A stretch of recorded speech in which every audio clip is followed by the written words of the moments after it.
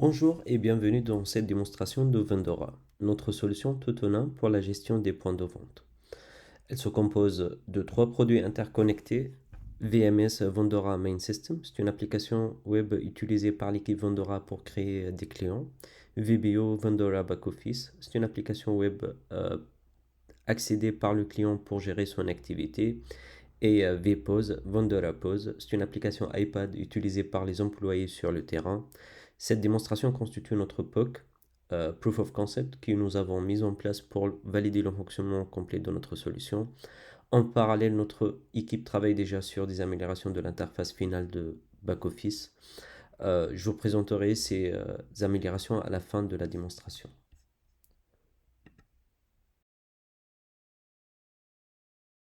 Je commence par me connecter à notre interface interne réservée aux employés Vendora. Depuis cette interface, je peux consulter la liste des clients existants, le total des clients actifs et ceux ajoutés ce mois-ci. Je clique maintenant sur client et puis Add New Client, là où je peux préciser le nom et le prénom de mon client et avec l'adresse email de l'owner du gérant pardon, du store. Donc là, je précise l'email, le nom de shop c'est LAC2 shop. Et là, c'est l'adresse lac de Tunisie. Donc, en ce moment, je clique sur Create Client. Notre client est maintenant créé. À ce moment-là, le client reçoit automatiquement un email de bienvenue en précisant, voilà, donc en précisant le mot de passe euh, ainsi que ses identifiants de connexion au back-office et aussi ces identifiants serviront aussi à configurer la pause iPad.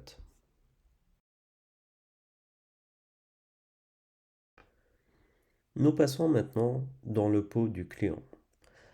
Je me connecte à l'interface back-office pour Vendora VBO Vendora Back-Office avec l'identifiant, euh, l'email reçu par mail lors de la création du client. J'arrive sur le dashboard, je vois mes produits, mes offres, euh, mes employés, les menus et les alertes du stock et aussi les commandes qui sont en cours à l'instant T. Commençons la configuration de mon store. Dans catégorie, j'ajoute plusieurs familles de produits comme pizza, coffee, etc. Dans produits, j'ajoute les articles vendus comme burger, cappuccino et aussi je définis leur prix, stock et catégorie. Dans employés, je peux rajouter les serveurs, les managers à la création et en plus à la création de chaque menu. Un email est envoyé automatiquement contenant leur identifiant pose ainsi un code PIN à 4 chiffres. Par exemple, si je rajoute un employé, je vais l'appeler Firas Chebi avec une adresse mail ahmed.chebi pour recevoir le code de PIN de pause.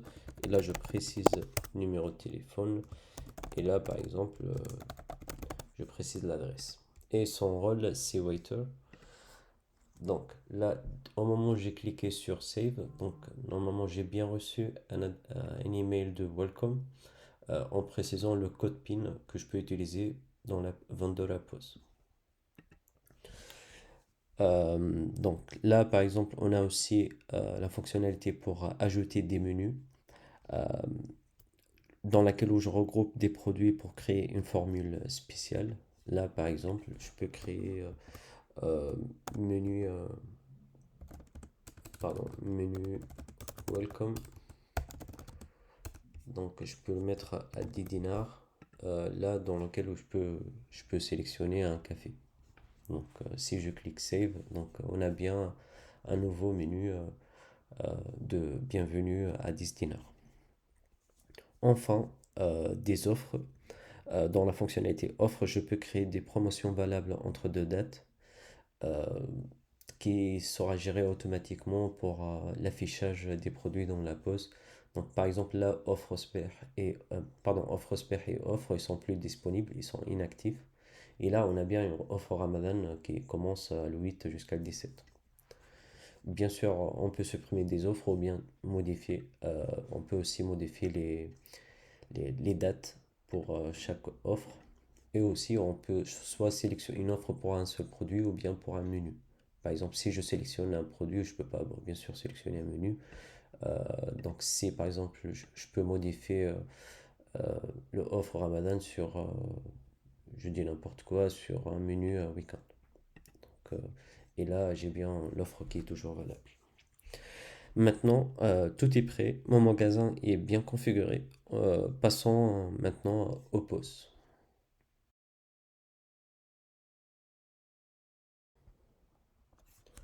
Maintenant, je lance l'application sur iPad pour le pause. Lors de la première installation, on demande d'entrer l'adresse email et le mot de passe du back-office. Ce sont exactement les mêmes identifiants que ceux envoyés par email au gérant lors de la création du compte. Cette étape permet de lier l'appareil au magasin. Une fois validé, l'iPad télécharge toutes les informations et les données nécessaires du store. Désormais, à chaque ouverture de l'app, on arrive à l'écran de sélection employé, comme celui-là. Donc, chaque employé, il peut connecter sur la pause euh, avec son identifiant et avec son code PIN de 4 chiffres reçu par mail au moment de son ajout via le back-office. Donc, par exemple, Sarah, vu que je connais son code PIN, je connecte avec son code PIN avec 10, 6, 9. Donc là, les fonctionnalités principales de notre pause, donc on a la Home qui présente la liste des produits qu'on a, qu'on peut filtrer à travers catégories, par coffee, breakfast, pizza. Donc pour lunch, euh, c'est ce qu'on a déjà vient de configurer dans notre back-office. Donc au moment du clic d'un article, je peux sélectionner la quantité ou bien je peux aussi ajouter une spéciale demande. Donc dès que je clique sur ajouter, on a bien dans notre panier un ajout de 3 burgers et je peux aussi ajouter 2 cafés. Donc là, à ce moment-là, je peux, dès que je clique sur contenu, donc on a bien un autre écran qui s'affiche pour confirmer la commande à travers, soit on confirme juste la commande, soit on confirme et je paye à l'instant T la commande. Donc là, si je sélectionne espèce ou bien par carte, et dès que j'ai cliqué payer, la commande est déjà bien passée. Pour vérifier si tout est bon, on peut sélectionner la section commande et je regarde, vu que c'est takeaway en fait, donc la commande elle est complète. Donc si je sélectionne, je peux filtrer par date, le date d'aujourd'hui, donc à 16h54, on vient de passer une commande de 70 $. Donc, et aussi pour les commandes, on peut regarder, on peut passer une commande sans payer tout de suite. Par exemple, un café, euh, là je clique et je confirme l'order. Donc là, si je regarde dans Order Hold, donc on a bien passé une commande à 16h54, donc c'est takeaway et avec un statut pending. Donc c'est toujours en cours, soit le client n'est pas encore payé, soit euh, elle est en cours de préparation. On a aussi une autre fonctionnalité pour les tables, donc dans laquelle euh, je vois l'agencement du restaurant par zone. Donc par exemple zone ground floor, upstairs. Euh, Bien sûr les zones il peut le configurer, c'est configurable par le client. Euh, donc la couleur rouge présente les tables qui sont déjà occupées et le couleur vert les tables disponibles et aussi le couleur orange donc présente les tables qui sont déjà réservées. Donc aussi l'employé, Sarah par exemple, elle peut rajouter des autres tables si besoin, donc elle peut rajouter des autres tables et aussi elle peut bouger les tables selon l'endroit qu'elle veut. Donc dans plusieurs étages. Et donc elle clique sur Save et elle peut retourner ici. Elle passe rapidement les commandes. Donc là, je termine une commande et je vous montre par exemple l'impact, ce qu'on a fait. Par exemple, là, on a passé une commande. Ici, je vérifie le back-office dans le dashboard. On a bien 15 commandes, donc ils sont bien augmentés en temps réel. Euh, pour X raison, le gérant il a trompé pour le prix pizza margarita. Je peux modifier le prix de pizza margarita euh, donc à 15 dinars. Ah, pardon, 15. Et là, si je retourne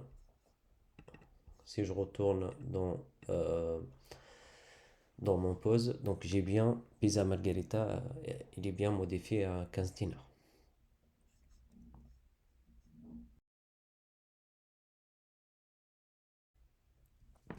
Ce que vous venez de voir est une autre démonstration technique, le POC. Euh, il valide que l'ensemble de notre écosystème fonctionne entre VMS, VBO, VPOS. Mais ce n'est que le début. Pendant que nous testons le POC, notre équipe UI UX et produit travaille déjà sur une version finale du back-office avec une nouvelle interface moderne et des dashboards avancés. Je me permets de vous montrer, finalement c'est juste un affichage des données statiques, mais ça c'est notre objectif pour le dashboard utilisé par le client qui permet de fournir une dashboard avec des détails, des informations sur les revenus pour chaque jour et aussi par catégorie et par produit.